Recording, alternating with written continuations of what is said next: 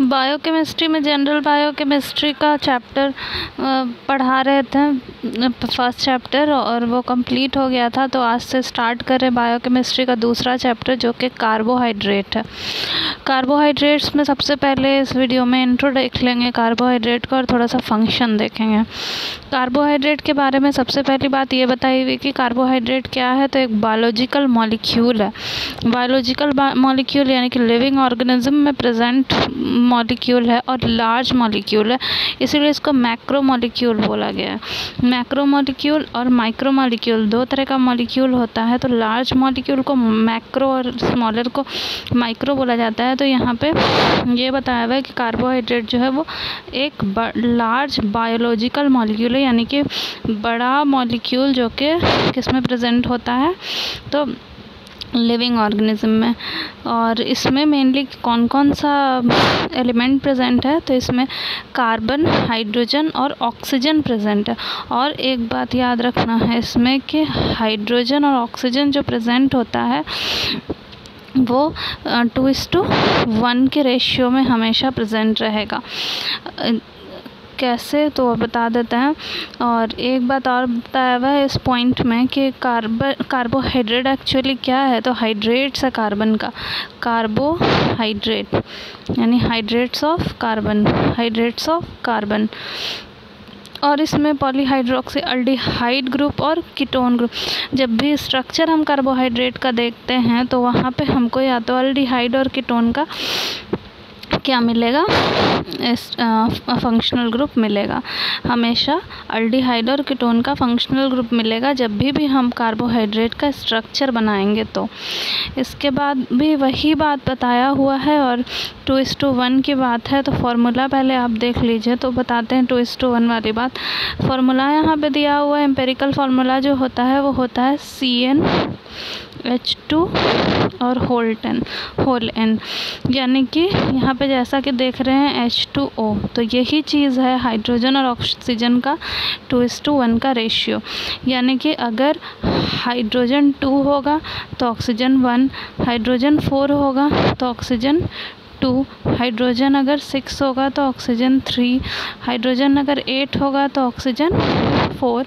हमेशा 2:1 के रेशियो में रहेगा हाइड्रोजन और ऑक्सीजन।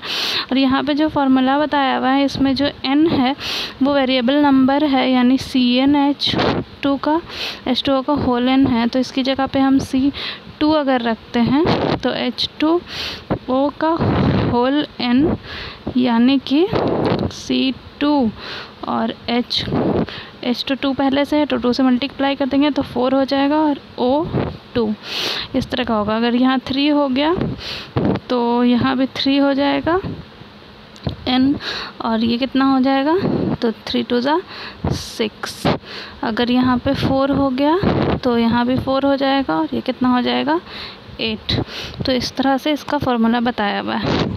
थोड़ा सा और अगर देखें इसके बारे में, कार्बोहाइड्रेट के बारे में है क्या एक्चुअली, तो बायोलॉजिकल मॉलिक्यूल है, सारे लिविंग ऑर्गेनिज्म में प्रेजेंट होता है, यानी प्लांट में भी और सारे एनिमल में भी, ह्यूमन में भी।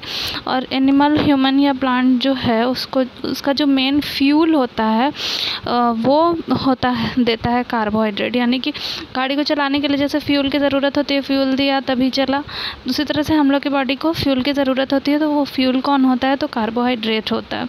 मेन न्यूट्रिएंट होता है जो हमारे फूड और ड्रिंक में प्रेजेंट होता है और हम लोग को क्या प्रोवाइड कराता है, एनर्जी प्रोवाइड कराता है हर काम के लिए। और जो इतना ही बॉडी में हम लोग के ऑर्गन, टिश्यू, सेल फंक्शन करता है उन सबको भी एनर्जी प्रोवाइड कौन कराता है, तो कार्बोहाइड्रेट ही कराता है।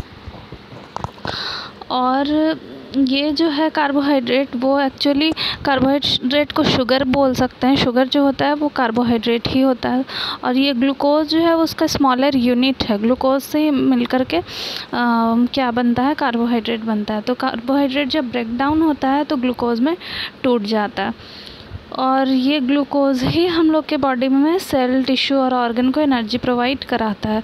और ग्लूकोज जैसे ही मिलता है हम लोग को तो तुरंत हम लोग का बॉडी उसको यूटिलाइज़ कर लेता है। और अगर बच गया तो वो लिवर और मसल्स में क्या हो जाता है, स्टोर रहता है। इसके बाद आ जाते हैं कि ये बात तो समझ में आ गई होगी इतनी।